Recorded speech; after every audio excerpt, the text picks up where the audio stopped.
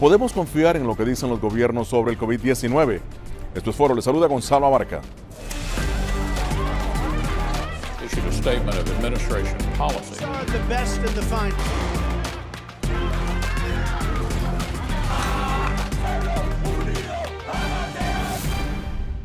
Como nunca antes, la pandemia del coronavirus ha impactado las economías de la región y ha llamado la atención sobre las debilidades, en muchos casos, y fortalezas en otros, de las políticas públicas de salud. Pero lo que en un principio parece ser un esfuerzo coordinado de los gobiernos por mantener informados a los ciudadanos del impacto del COVID-19 ha dado un giro inusitado, de acuerdo a grupos de libertades civiles. Para estas organizaciones, algunos gobiernos manipulan políticamente los datos para dar una imagen de control de la situación. Muchos periodistas han sido perseguidos, acosados, solamente por revelar imágenes de personas afectadas por el COVID-19. Esos gobiernos, dicen los expertos, deben entender que solo la transparencia y el apego a los hechos factuales ayuda a cimentar instituciones que, al final, son esenciales para erradicar pandemias no solo de salud pública, sino de información. Libertad, respeto, institucionalidad. Tres pilares sobre los que deben sostenerse los gobiernos para crear sociedades más participativas y anuentes a enfrentar los desafíos.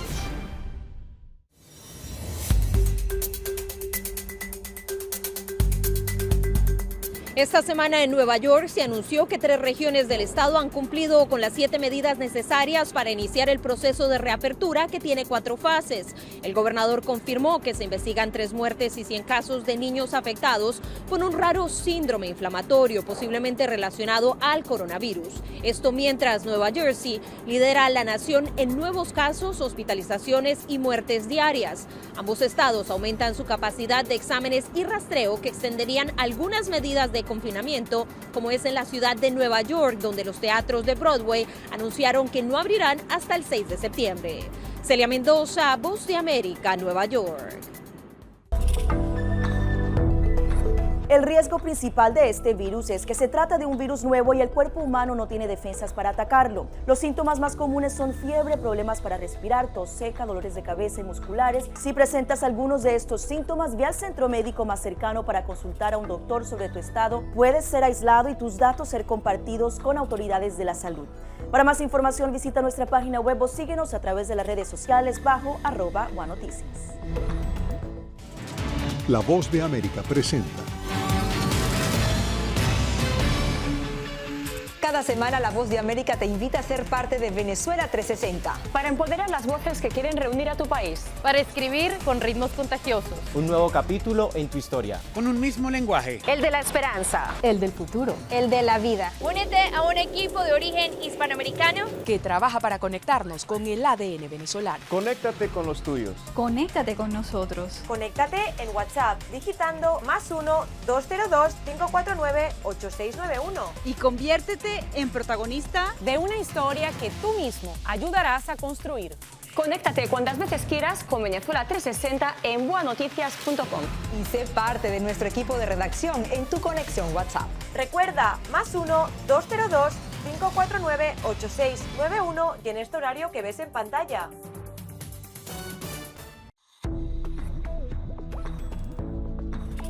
Es muy importante no salir del hogar para evitar interactuar con personas que puedan tener el virus. Hacer ejercicio fortalece el sistema inmunitario y tiene beneficios mentales y emocionales. Las videollamadas son una forma de mantener el contacto con amigos y familiares para que no aflore el sentimiento de soledad. Tal y como indica la OMS, el COVID-19 tiene una mortalidad más baja que las de otros coronavirus.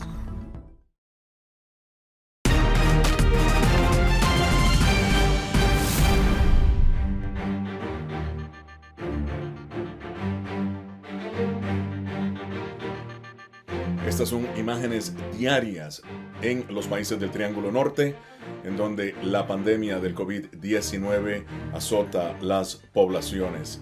Y no es solamente Centroamérica, sino también todo el hemisferio occidental que está en el ojo del huracán de salud pública.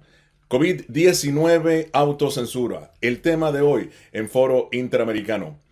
Iniciamos este análisis con nuestros invitados. El señor Carlos Correa, periodista y director de la ONG Espacio Público. Carlos está vía Skype desde Caracas. Y desde Quito, Ecuador, el señor Juan Diego Umpierres, abogado con máster en psicología. Bienvenidos ambos. Carlos, te pregunto, COVID-19, fíjate, y autocensura, ¿hasta qué punto verdaderamente crees que podemos confiar los periodistas en la información que está suministrando los países de manera oficial? Bueno, mira, en líneas generales el trabajo del periodismo es verificar la información que le proporcionan, ¿no? Y para eso es muy importante que lo primero es que los países puedan ofrecer información. Si uno revisa cuáles son los datos que hacen públicos los países en toda la región, nos vamos a encontrar que hay muy pocos países que den todos los datos. Por ejemplo, lo hace Costa Rica, lo hace Estados Unidos, lo hace El Salvador, lo hace México. Y después le sigue Colombia y ya después muchos de los países, Canadá también, pero no dan toda la información, no dan todos los datos. Entonces la información es sin duda una de las vacunas para enfrentar este virus. Mientras no haya una vacuna clínica, la información y el acceso a la información es la mejor vacuna para prevenir el contagio. Claro, muy rápidamente. ¿Hasta qué punto puedes confiar en la información que está suministrando el gobierno de Venezuela?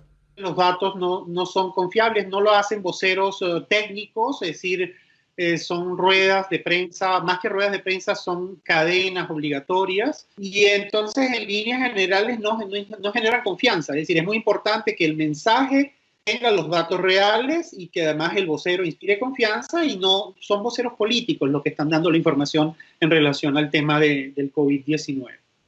Juan Diego, fíjate, en el caso de Ecuador, uno de los países más afectados con el COVID-19, ¿hasta qué punto la autocensura de los medios está precisamente impactando al número de más casos, de más muertes en tu país?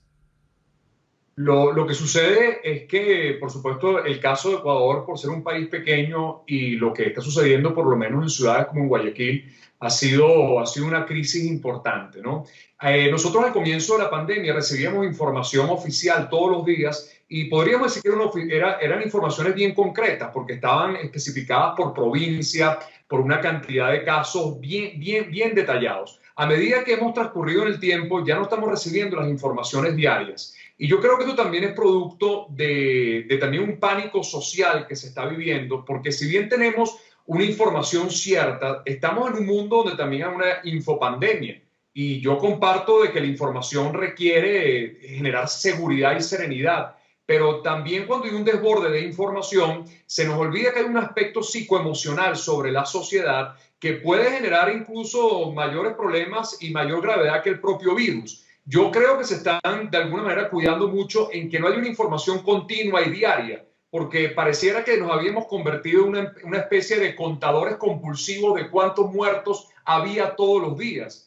Y si nosotros nos ponemos en referencia a otras pandemias, y no me quiero meter en el lado clínico, pero sin duda las estadísticas existen, este es un virus que no tiene la letalidad de otros virus. Sin embargo, la importancia está en el contagio. Pero nos tiene aterrados porque pasamos todo el día con una gran información, alguna veraz, otra no veraz, en el marco de ver cuánta gente muere al día. No fueron los medios quienes estuvieron publicando el efecto en realidad del COVID-19, sino fueron las redes sociales quienes dieron a conocer lo que estaba ocurriendo en tu país, ¿no?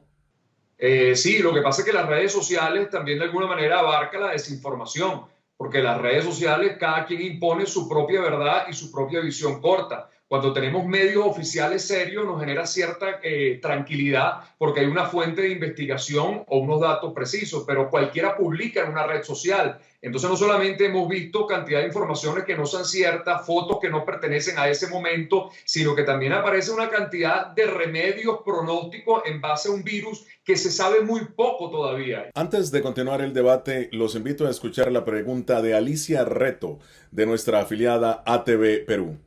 ¿Cómo lidiamos con la opinión pública cuando a veces se dejan informar por redes sociales, por fake news o por cualquier tipo de redacción que llega a ellos?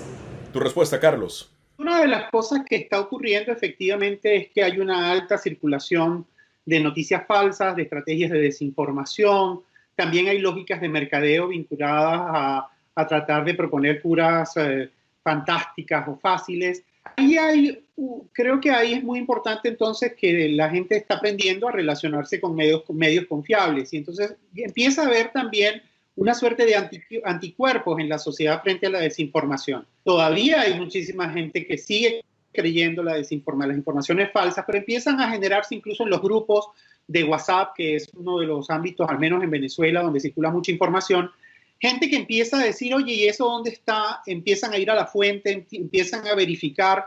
Entonces, es, por un lado, la responsabilidad de la sociedad para tratar de tener una información de calidad, o sea, buscar información de calidad y replicar esa información. Y, por supuesto, el trabajo de los periodistas. En la medida, los periodistas básicamente tienen su principal componente es la credibilidad, en la medida en que hacen trabajos apegados a los estándares del periodismo. Esto es Foro Interamericano. Nosotros continuamos en solamente segundos.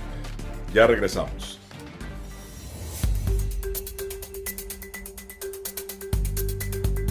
Esta semana en Virginia los casos se aproximaron a los 27,000 infectados y se reportan más de 900 muertes por COVID-19, siendo Fairfax el condado más afectado. Por su parte, el gobernador Ralph Northam firmó una orden ejecutiva autorizando la entrada en vigencia del Plan Adelante Virginia, en el que detalla los pasos de la primera fase de reapertura económica este viernes 15 de mayo, aunque el norte del estado retrasará la flexibilización de las restricciones por 2 semanas más. En la primera etapa de este plan continúa la prohibición de reuniones de más de 10 personas, se mantienen las recomendaciones de distanciamiento físico, teletrabajo y uso de mascarillas. Y finalmente este plan incluye la apertura de los negocios, pero al 50% de su capacidad. Cecilia Favela, Voz de América, Reston, Virginia. El riesgo principal de este virus es que se trata de un virus nuevo y el cuerpo humano no tiene defensas para atacarlo. Los síntomas más comunes son fiebre, problemas para respirar, tos seca, dolores de cabeza y musculares. Si presentas algunos de estos síntomas, ve al centro médico más cercano para consultar a un doctor sobre tu estado. Puedes ser aislado y tus datos ser compartidos con autoridades de la salud.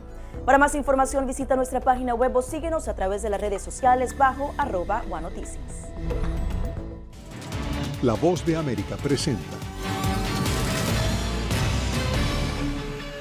Cada semana La Voz de América te invita a ser parte de Venezuela 360. Para empoderar las voces que quieren reunir a tu país. Para escribir con ritmos contagiosos. Un nuevo capítulo en tu historia. Con un mismo lenguaje. El de la esperanza. El del futuro. El de la vida. Únete a un equipo de origen hispanoamericano que trabaja para conectarnos con el ADN venezolano. Conéctate con los tuyos. Conéctate con nosotros. Conéctate en WhatsApp digitando +1 202 549 8691. Y conviértete en protagonista de una historia que tú mismo ayudarás a construir.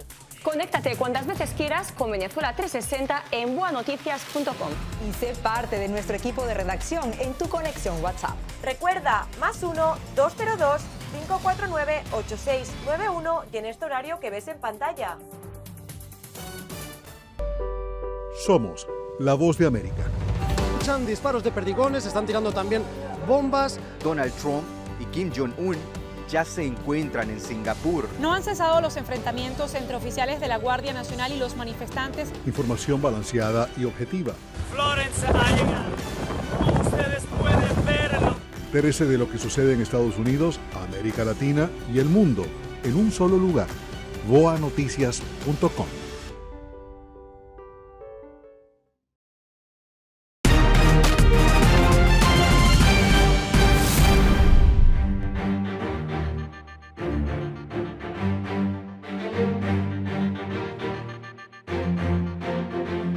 Estas son imágenes de la pandemia del COVID-19 en Venezuela.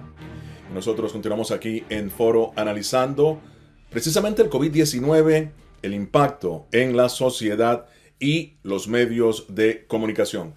Continuamos el debate con Carlos Correa y Juan Diego Jumpierres. Fíjate, Carlos, en el caso específico de Venezuela, curiosamente, el gobierno en disputa de Nicolás Maduro ha dado unos resultados, o más bien ha dado datos que muchos cuestionan, pero en realidad En tu opinión, ¿qué estás viendo tú? ¿Hasta qué punto, en tu opinión, está la pandemia azotando la población de Venezuela? Yo creo que en líneas generales los datos que proporciona el gobierno son los datos que pueden confirmar, pero están haciendo muy pocas pruebas diariamente. Se están haciendo más pruebas con los exámenes rápidos, pero los exámenes rápidos no son fiables.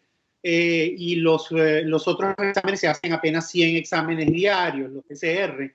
Entonces los datos son más bien, es decir, más allá de que no te dan toda la información, el número de casos que reflejan, a mi modo de ver, hay una subestimación. Muy bien, antes de continuar el análisis, tenemos una pregunta de Ricardo Salmerón de nuestra afiliada venezolana Televen. Escuchemos. ¿Cuál es el beneficio que puede obtener el Estado o el gobierno en cualquier país del mundo al ocultar la cifra real de personas contagiadas con COVID-19? Juan Diego, tu respuesta.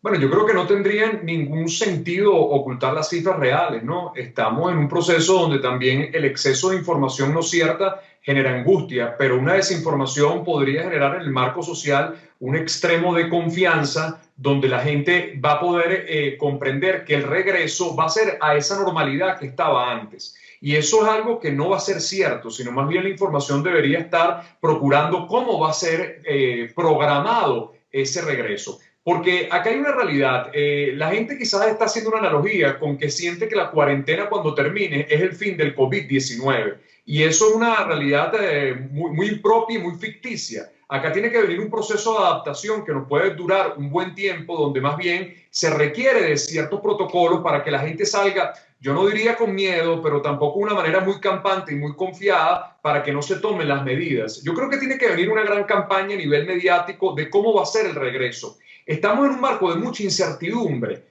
Todos estamos en mucha incertidumbre porque se sabe cada día las noticias y la dinámica van variando. Yo creo que esconder información y generar un estado de confianza absoluta tarde o temprano nos puede poner en colocarnos en la calle nuevamente muy confiados para que tengamos que después regresar a una cuarentena producto de quizás otro brote que termine repercutando y que empiece otra efervescencia que no nos conviene. Volvemos a lo mismo, yo creo que hay que informar con realidad y con precisión, pero con mucha calma bajo la manga para sembrar que hay que regresar, pero con las medidas adecuadas.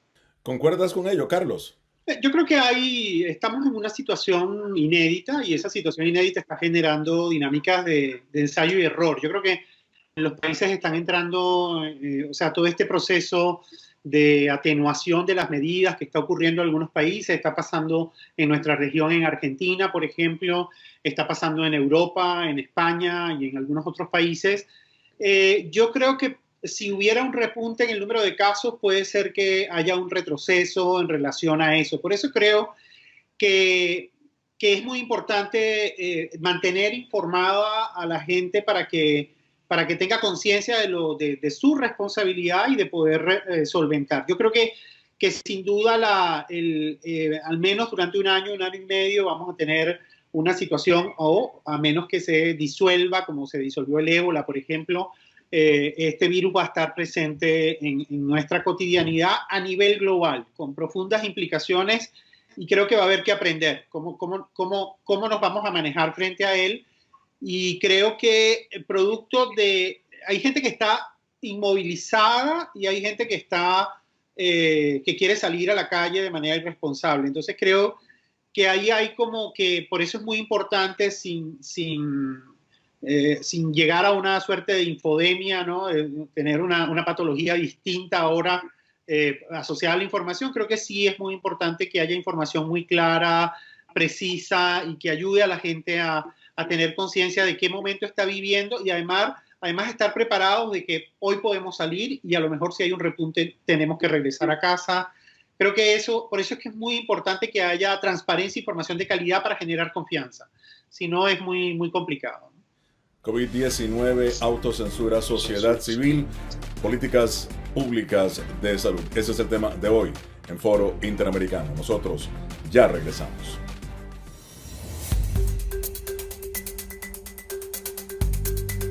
Esta semana en el Distrito de Columbia, la alcaldesa Muriel Bowser extendió la orden de quedarse en casa hasta el 8 de junio. Esta medida estaba supuesta a vencerse este viernes 15 de mayo. Según Bowser, la extensión se debe a que las autoridades locales necesitan promover la realización de pruebas diagnósticas y aplicar nuevas restricciones en aras de controlar y detener la transmisión comunitaria del nuevo coronavirus. La orden de quedarse en casa podrá ser revisada en cualquier momento con el fin de entrar paulatinamente en la fase de reapertura económica.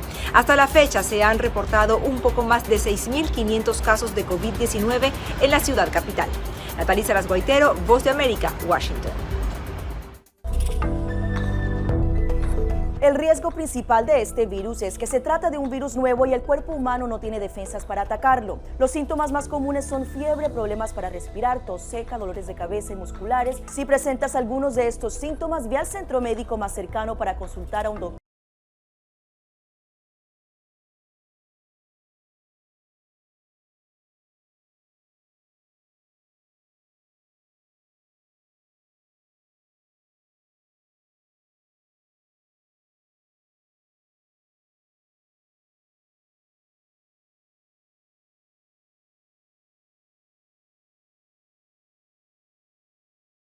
Con ritmos contagiosos. Un nuevo capítulo en tu historia. Con un mismo lenguaje. El de la esperanza. El del futuro. El de la vida. Únete a un equipo de origen hispanoamericano Que trabaja para conectarnos con el ADN venezolano. Conéctate con los tuyos. Conéctate con nosotros. Conéctate en WhatsApp digitando +1 202 549 8691. Y conviértete en protagonista de una historia que tú mismo ayudarás a construir. Conéctate cuantas veces quieras con Venezuela 360 en buanoticias.com. Y sé parte de nuestro equipo de redacción en tu conexión WhatsApp. Recuerda, +1 202 549 8691 y en este horario que ves en pantalla.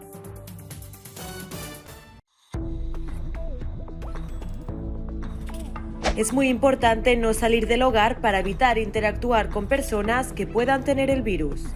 Hacer ejercicio fortalece el sistema inmunitario y tiene beneficios mentales y emocionales. Las videollamadas son una forma de mantener el contacto con amigos y familiares para que no aflore el sentimiento de soledad.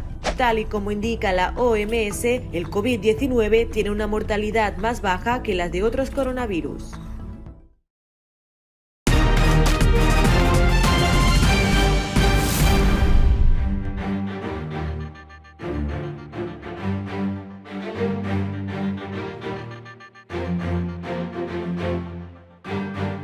Imágenes de Nicaragua, uno de los países de Centroamérica donde, según cifras extraoficiales, la pandemia está causando estragos en la población, algo que niega rotundamente el gobierno del presidente Daniel Ortega. Pregunta a ambos y empiezo contigo, Juan Diego, ¿cuál es la situación en Nicaragua? Mira, Nicaragua es un país que hay que pasarlo por el rasgo político también y por supuesto la credibilidad frente a lo que se vive en esos procesos. Uno siempre tiene la duda de qué es lo que pasa y qué es lo que no pasa, porque la censura estará presente en todo lo que tiene que ver en el campo de información. Nicaragua tiene una peculiaridad, que es una población pequeña, donde hay unos rasgos también de una población joven y otra población en el ámbito rural, que también es importante. Y quizás la pandemia no se ha sentido producto de todo esto, también por la censura, pero volvemos a lo mismo, es una pandemia excesivamente inédita. Mientras no tengamos pruebas a nivel de laboratorio, clínicas, hay personas que pueden estar infectadas. Yo creo que este es el primer virus de alta inteligencia terrorista, porque lo puede tener el de al lado, lo puedes tener tú, y no hay manera de saberlo por esos 15 días donde el virus puede aparecer silente. Ahora, bueno, son cifras que lo que arroja el ámbito oficial parecieran sospechosas, pero podría estar pasando lo mismo que sucede en Venezuela, ¿no? Que uno no tiene idea si eso es o no es. ¿Tu opinión, Carlos? Yo creo que aquí hay una necesidad de entender, y creo que es muy importante entender la relación entre este desafío que tiene la humanidad para enfrentar este virus y los modelos políticos, ¿no? Es decir, y creo que también eso está en el debate, ¿no? Y ha sido mucho el debate durante este tiempo, pero creo que sin duda,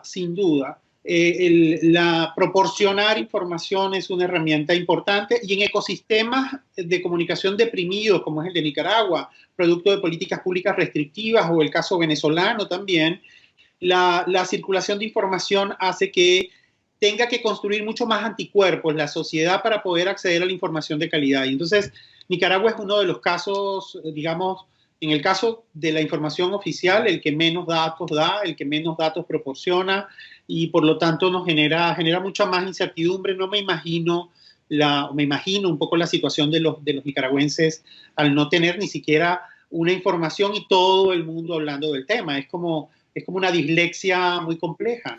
Claro. Ahora sí, conclusiones, señores. Juan Diego, las conclusiones tuyas. El COVID-19, sociedad civil, la autocensura. ¿Cuál es tu conclusión? Yo creo que hay que regresar a las fuentes serias. Yo creo que el gran reto que tiene ahorita la comunicación es volver a ofrecer un gran piso de sustento para que lo que sea y que se pueda transitar en este camino, la gente vuelva a tener la cultura de dónde sale la información.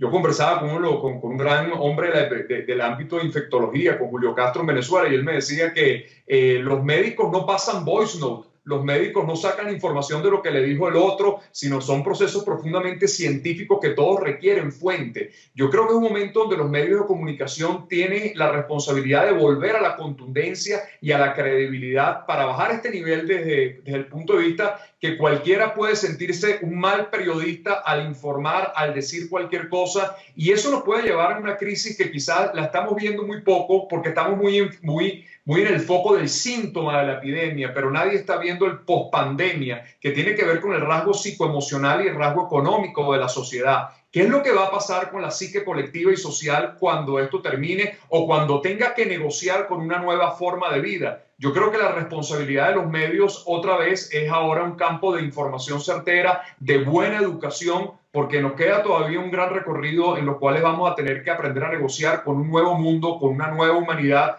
y sobre todo con un eje de una transformación que tenemos que empezar a requerir eso, la fuente, que la gente se acostumbre a ir a la fuente, a lo cierto, al periodista que tiene la verdad, para ponernos en contacto con una tranquilidad que el colectivo merece ahora. Muy bien, Carlos, tu conclusión. Bueno, evidentemente que el periodismo tiene un papel importante que cumplir y va a tener como un desafío relevante de cara a esto, pero hay unas dificultades para el periodismo inherentes al periodismo. En el caso venezolano se ha debilitado mucho el ecosistema de medios, los periódicos prácticamente no están circulando, la información por radio y televisión que circula está muy controlada, los periodistas no tienen posibilidades de hacer coberturas hoy en día por el tema de la gasolina y las restricciones económicas. Pero no solo un problema venezolano, el debilitamiento de los medios de comunicación es un tema global. Entonces, ¿quién va a financiar el periodismo que permita que la gente tenga información de calidad? ¿Y cómo está reaccionando la sociedad frente a ese desafío?